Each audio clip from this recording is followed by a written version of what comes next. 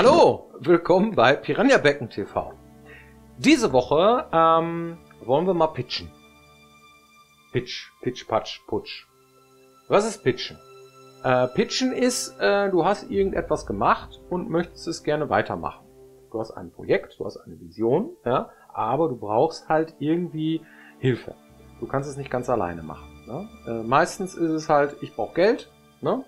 Das ist halt das Übliche, ne? Ich brauche jetzt irgendwie über eine Laufzeit von mehreren Monaten, Jahren, was weiß ich, irgendwie eine gewisse Kohle und die kann dir jemand geben. Klassischerweise ist das sowas wie ein Publisher in unserem Fall, ja? Und dem muss man halt zeigen, was man vorhat. Das heißt also, das nächste Spiel, was ihr macht, ja, heißt Elex. Was ist los? Was ist da zu tun? So, ne? Wie sieht das aus? Und jetzt habt ihr auch noch was Neues da mit eurem Science-Fantasy-Zeugs oder so, ne? Wie muss ich mir das vorstellen? Und dann geht man pitchen. Das ist nichts anderes als ein Bewerbungsgespräch, ja? So ein ganz klassisches Ding, ne? Mhm. Was haben wir bisher gemacht? Wie ist mein Lebenslauf? Ne? Was glaube ich, kann ich leisten? Wo möchte ich gerne eingesetzt werden? Und so weiter und so weiter. Wir haben weniger als 100 Leute gefragt, wie war denn eigentlich mal dein erstes Bewerbungsgespräch? Und die haben Folgendes gesagt. Eigentlich gar nicht schlecht. Ich bin unter die besten 2 gekommen. Aber das zweite Bewerbungsgespräch war viel interessanter, das war am Telefon. Und mich hat man gefragt, sag mal, kannst du mir den Windows Explorer erklären? Und auf einmal war ich IT-Support im Callcenter. Ziemlich mies, ehrlich gesagt. Ich habe den Job trotzdem bekommen. Der mir vor mir saß, das Bewerbungsgespräch geführt hat, komplett ernst. Ich hatte richtig Schiss, tatsächlich. Und habe mich aber eigentlich gut angestellt, tatsächlich. Also nicht gestottert, gar nichts und habe eigentlich gute Antworten geliefert. Bis dann zu diesem Punkt irgendwann kam, ich glaube, es war auch gar nicht gewollt von ihm, aber er hat so den Move gemacht. Da wusste ich schon, okay, nein, das wird nichts. Mach's schnell vorbei und dann gehst du da raus. Das weiß ich noch, das war im Sheraton Hotel in Düsseldorf. Und da habe ich mich als Koch beworben und dann hat man mich gefragt so, okay, Sie wollen Koch machen? Okay, dann sollten Sie mal schauen, dass Sie schnell 18 werden, weil ich glaube, nur mit 18 darf man halt Koch werden. Das war noch damals bei 2000, im Jahr 2000. Und dann hat man mir angeboten, ein Praktikum zu machen von 1 Jahr als Hotelportier. Und dann habe ich einfach gesagt, so, ich mach's, ich habe Bock drauf. Ist zwar Koffer hinterhertragen und so, aber man macht seine Erfahrung und ja, lernt draus. Ne? Bin da hingekommen, habe nach einem Praktikum gefragt und daraus wurde dann eine Ausbildung. Mein allererstes Bewerbungsgespräch war relativ easy, weil das in einem Callcenter war und die jeden Idioten nehmen und man da einfach nichts wissen muss, großartig. Dementsprechend war das sehr einfach. Entspannt. Ja, hast natürlich mehr Angst davor, als wie die Sache zum Schluss eigentlich wert ist, weil man da mit anderen Erwartungen umgeht. Man weiß nicht, wie der Gegenüber reagiert. Also entspannt. Ich glaube, ich habe 90% der Zeit geredet und musste nichts vorzeigen. Weder mein Zeugnis noch irgendwas. Ist doch gut gelaufen. Ja, wurde genommen. Das war vermutlich eine Bewerbung zum Altenpfleger, eine Ausbildung. Und das war sehr bürokratisch, sehr steif und ich hyper nervös. War nicht geil, ich würde es völlig anders machen. Ich denke auch, das ist eine Qualität von Führungskräften, falls sie teilhaben an so einem Prozess, dass sie einfach die Atmosphäre auflockern und einfach gezielt versuchen, vielleicht hier und da zu pieksen, aber nicht von Anfang an eine toxische Atmosphäre zu schaffen, in der sich kein Mensch wohlfühlt und auch gar niemand zeigen kann, wer er wirklich ist. An einer Bar mit meinem allerersten Chef, wo ich dann auch die Ausbildung gemacht habe. Dann hat er mich gefragt, ob ich noch eine Lehrstelle suche. Und ich habe gesagt, ja. Und dann hat er gesagt, okay, dann kommst du nächste Woche mal eine Woche Probe arbeiten. Ziemlich gut. Das war sogar zu meiner Ausbildung damals. Ich habe Hotelfachmann gelernt. Und das war im Prinzip nur, ja, hier, weißt du, was es hier geht, was du da machen musst? Ich so, ja, prinzipiell. Und dann hat sie gesagt, ja, okay, alles klar. Dann wirst du eingestellt. Das war echt so kompliziert. Mein allererstes Bewerbungsgespräch war für einen Ferienjob bei einem Paketdienstleister. Und ich habe es hingekriegt, gefeuert zu werden und ein einziges Mal gearbeitet zu haben. Ja, sehr unterschiedliche Geschichten, sehr unterschiedliche Ausgänge. Ja. Wie war es denn in unserem Fall? So, was war eigentlich dein erstes Bewerbungsgespräch? Mein erstes Bewerbungsgespräch? Ja, deins. Also ich hatte mehrere Bewerbungsgespräche, zum Beispiel bei der Justiz. Ah. Mhm. Sagen wir mal so, beim Sozialdienst war es ziemlich cool und locker. Und bei der Verwaltung bin ich durchgerasselt. Die haben aber auch seltsame Fragen gestellt. Na gut, bei mir war es beim Grünbauamt. Ja, ich brauchte Geld für meinen ersten Führerschein. Da war ich 16 Jahre alt und habe den Klasse 5, glaube ich, war das, oder Klasse 4 gemacht damals. Ich wollte Mokik fahren. Ne? 50 hier, ne? Kubik und Gedöns und so. Und dann habe ich mich da beworben beim Grünbauamt und ja, hier bin ich, kann ich bei euch einen Job machen hier? Und so, ja, mach mal, kein Problem. So. Das war mein erstes Bewerbungsgespräch. Das war eigentlich ziemlich locker, das ging eigentlich recht easy. Wie hast du dich damals bei der Disco beworben? Das habe ich über Vitamin B gekriegt. Doch, so, Ja. ne? Ja. Da haben meine Eltern gesagt, hier, dein Onkel, der arbeitet da, an der Garderobe, da kannst du anfangen. Hm. Und dann bin ich da hingegangen, hab gesagt, oh, ich bin der Björn und so. Es gab auch sowas, Art Bewerbungsgespräch, aber da war eigentlich ziemlich schon klar, dass ich dann anfangen kann. Hm. Na gut, ja, warum muss man das machen, haben wir gesagt, ne? Zu welchem Zeitpunkt pitcht man? Ne? Also bewirbt man sich mit seinem Projekt bei einem Publisher? Ja, am besten dann, wenn man schon ein bisschen was hat. Ne? Wenn die Vision formuliert ist, wir hatten das schon mal, ne, über Projektstart gesprochen, was alles irgendwie klar sein muss beim Projektstart, bevor man anfängt zu pitchen. Mhm. Ja, wer kriegt das dann zu sehen, den Pitch? Möglichst wenig Leute, ja, weil man möchte ja auch nicht, dass irgendwie jemand anders deine Idee klaut.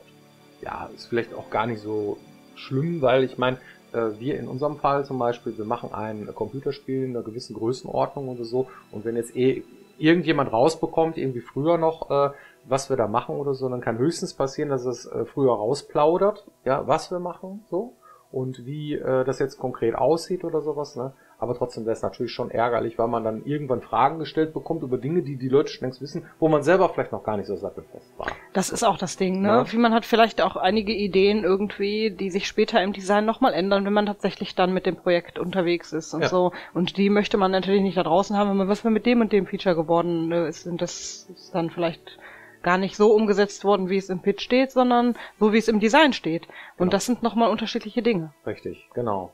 Das ist halt ein frühes Stadium. Wie gesagt, da steht nichts anderes als die Vision. Ne? Und ein richtiges, detailliertes Designdokument sieht dann schon anders aus. Da ist schon mehr drin und da hat man auch schon Sachen hinterfragt und schon mal irgendwie so Gedankenexperimente gemacht. Vielleicht auch schon einige Sachen ausprobiert und so weiter. Mhm. Kann man denn nicht einfach das so zusammenschreiben als Text und dann jemandem geben? Ja, das kann man machen. Man kann es in Textform machen, aber das ist nicht so sexy. Das ist nicht so toll. Am besten, man macht es irgendwie im Bild. Und am allerbesten sogar mit einem Prototypen. Von uns, ja, kann man im Grunde genommen erwarten, was wir machen. Mhm. Ein Piranha Bytes Titel ist eigentlich relativ klar, was da passiert. Ja? Und wir müssen, sage ich jetzt mal, bei einigen Sachen noch nicht unter Beweis stellen, dass wir überhaupt irgendwas gebacken kriegen am Ende des Tages. Weil das ist eigentlich das Kriterium, ja, für jemanden, der entscheidet, ob du den Zuschlag bekommst oder nicht. Mhm. Was hast du für ein Team? Was hast du für eine Zielgruppe? Wer ist, ne? Und so weiter. Das können wir gleich nochmal irgendwie ein bisschen auseinanderklamüsern. Und am besten ist es, wenn du sogar einen Prototypen dafür hast. Mhm. Unser Prototyp ist meistens immer das vorherige Spiel. Dass man sagt, okay, wir können das ist unser Spiel. So, ne? Und trotzdem machen wir einen Prototypen. Mhm. Ja, das heißt also, wir zeigen jedes Mal, bevor wir ein Projekt machen, in Form eines entweder Videos oder eines kleinen Stück Spiels oder so, wie das dann nachher sich anfühlt oder aussehen soll am Ende des Tages. In einer ganz kleinen Form irgendwo. Ja, weil die Frage, die immer auf den Tisch kommt, ist, was ist denn jetzt geiler? Ja? Was habt ihr denn jetzt, was ist denn jetzt besser? Warum sollten die Leute das interessant finden? Ne, das fragt sich natürlich so jemand, der da Geld für ausgibt. Was als nächstes irgendwie, was ist der Next Step, sage ich jetzt mal. Ja. Und das musst du irgendwie darstellen. Ja. Wir machen das in Form von so einer Mappe. Ne? Hier zum Beispiel kann man sie sehen. Ja? Da ist dann der Arbeitstitel drauf, hier ist Evolution und dann steht da drauf irgendwie Game Overview Document. Ja? Ist nichts anderes als eine Pitch-Mappe. Ja?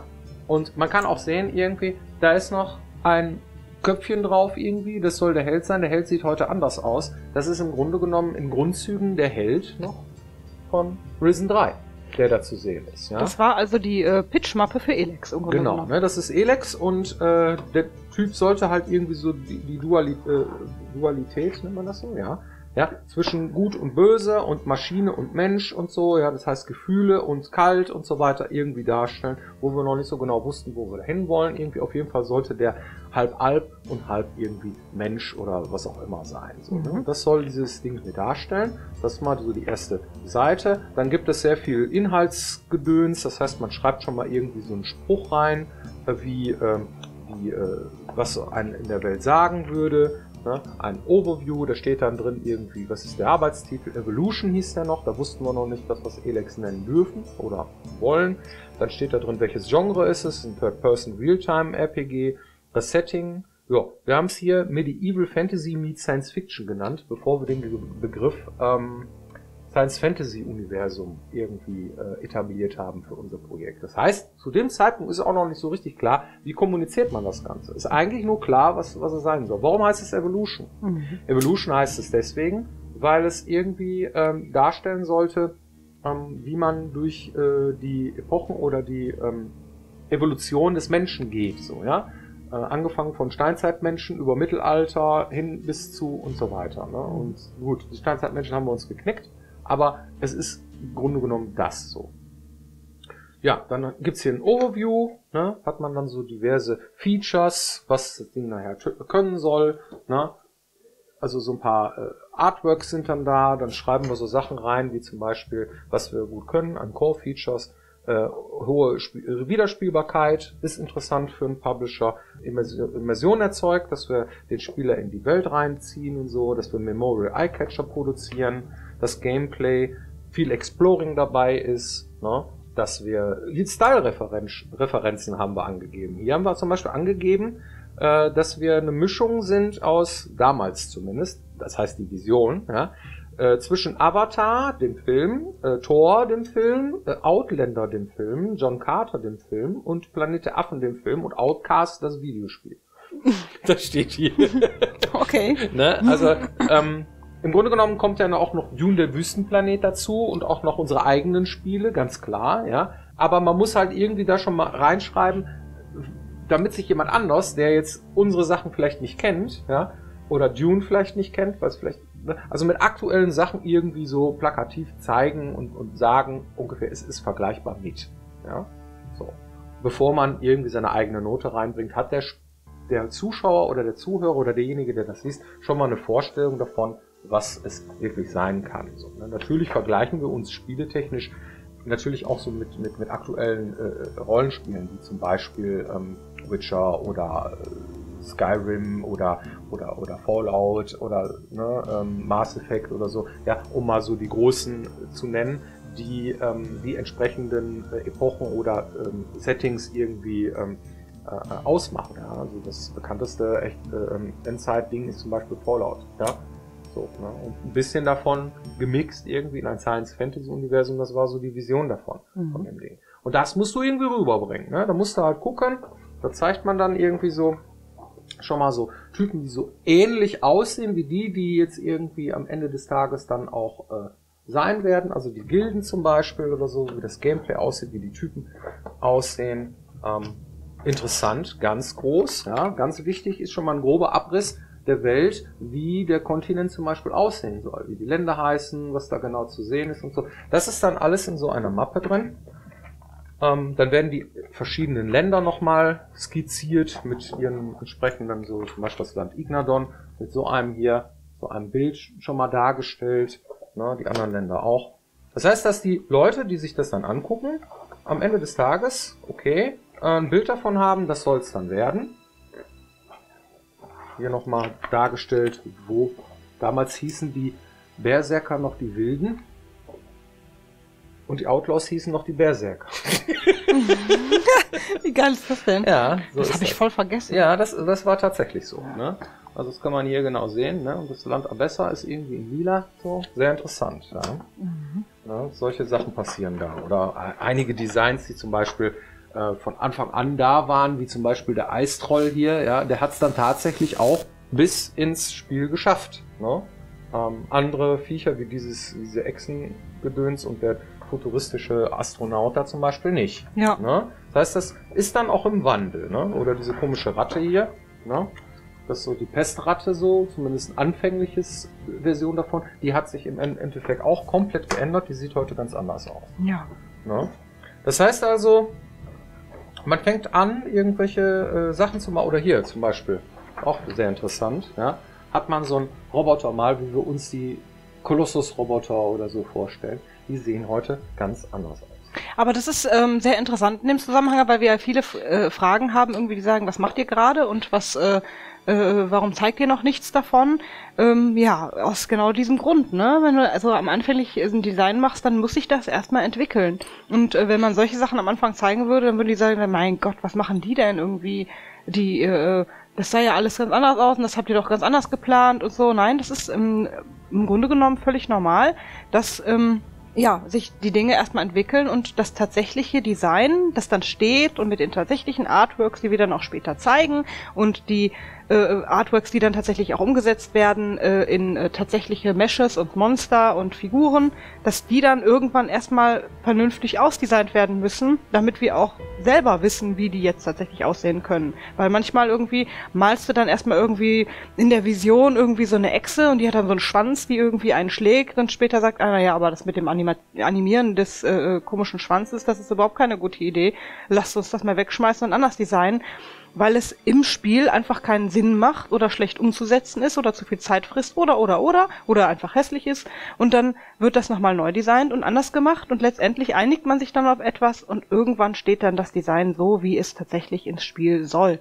Und das wird dann gebaut und das dauert auch nochmal seine Zeit. Entsprechend muss man immer ein bisschen Geduld mitbringen, bis tatsächlich Material nach außen gezeigt wird, das dann auch eine Vision von dem vermittelt, wie unser Spiel tatsächlich bei euch am Ende landen kann. Ne? Ja. Wie bereitest du dich denn vor auf so einen Pitch? Naja gut, ich habe das ja mit verfasst oder die Texte sind ja von mir, die da drin stehen und die Inhalte im Wesentlichen, ja, die sind natürlich auch mit anderen hier abgesprochen oder so, aber im Wesentlichen geht es darum, dass die Sachen, die da drin stehen, ja von mir kommen. So, und dann bin ich eigentlich ziemlich im Thema, ne? Und dann habe ich so eine Überschriftensammlung, so ähnlich wie wir es bei unserer Sendung hier machen, so. Dann hangel ich mich da dran lang und versuche das dann zu präsentieren. Ne? Meistens mache ich so, dass ich mir das dann auch aufschreibe und dann einmal irgendwo reinspreche, in mein Handy oder so, und mir dann immer wieder anhöre, alles klar, und dann sitzt das eigentlich ziemlich gut. Das heißt, es ist im Grunde genommen vergleichbar mit so einer Art Bühnenpräsentation, die du da vor dir hast. Das ist richtig, das ist das Handout, ja. Aber es gibt auch noch die entsprechende PowerPoint-Präsentation dazu, ja. Das heißt also, die hat dann teilweise Bilder davon, ne, aber eigentlich auch teilweise ganz andere Dinge. Und die kommt dann entweder auf einen Laptop oder so und die zeige ich dann jemandem. Weil PowerPoint ist eigentlich das Ding der Wahl an der Stelle, um Dinge zu vermitteln und dann mal zu zeigen, so. Während dann irgendwelche Leute da sitzen und dann in der Mappe geistern und dann irgendwie völlig geistesabwesend entweder sich das angucken, was auch okay ist, ne?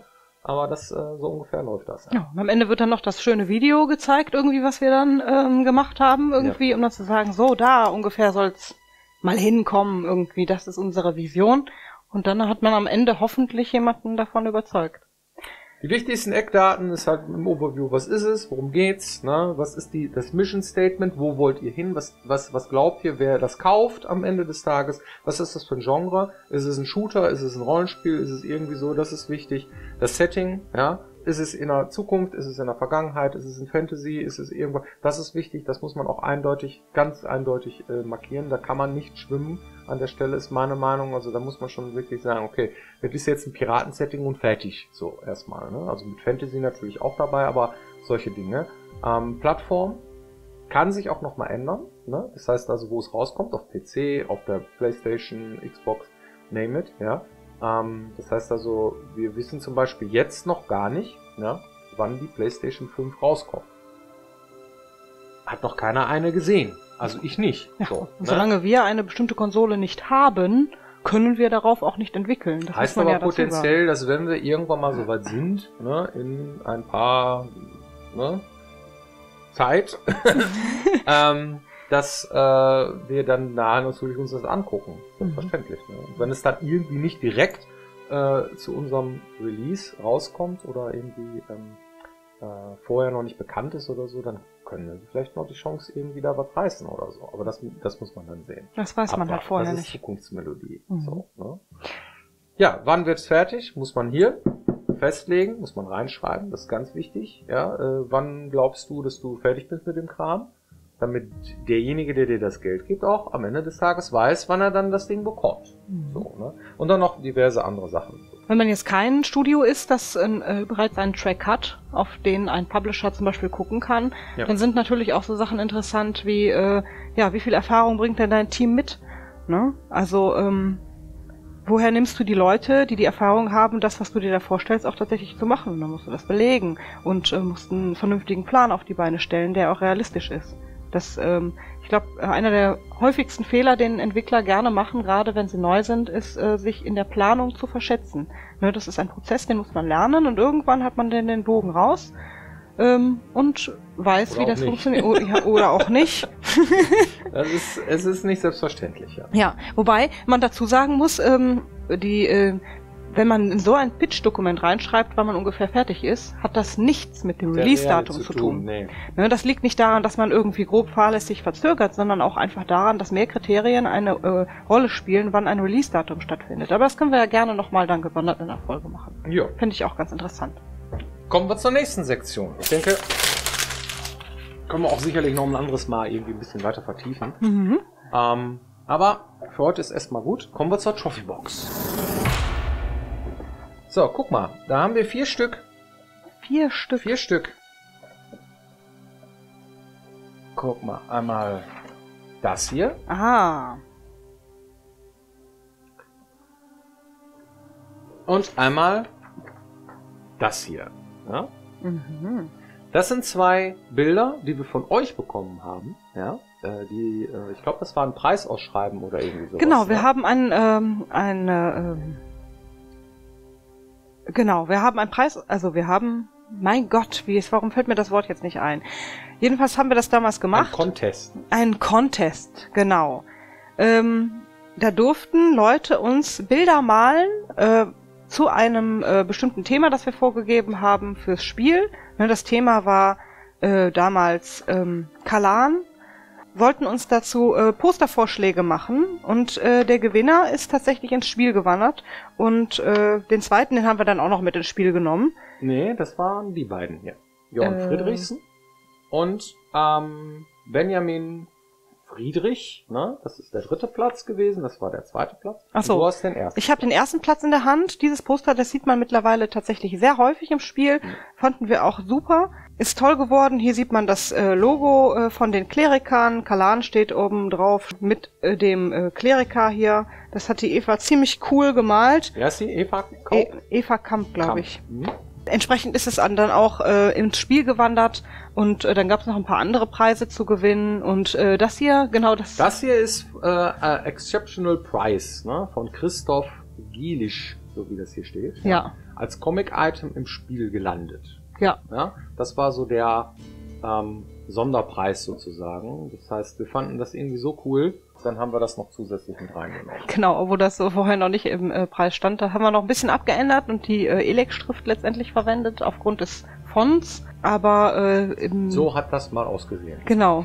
Im Prinzip ist es das Original von ihm. Und ich glaube, man kriegt dann auch XP oder so, wenn man das aufsammelt. Ja. Also echt super Sachen, ne, die ihr uns da geschickt habt. Auch die beiden hier, ganz toll. Ne? Wirklich toll gemacht. Und vielen, vielen Dank dafür. Ja, das war eine coole Sache. Ja. Dann wären wir mal wieder soweit. Ja.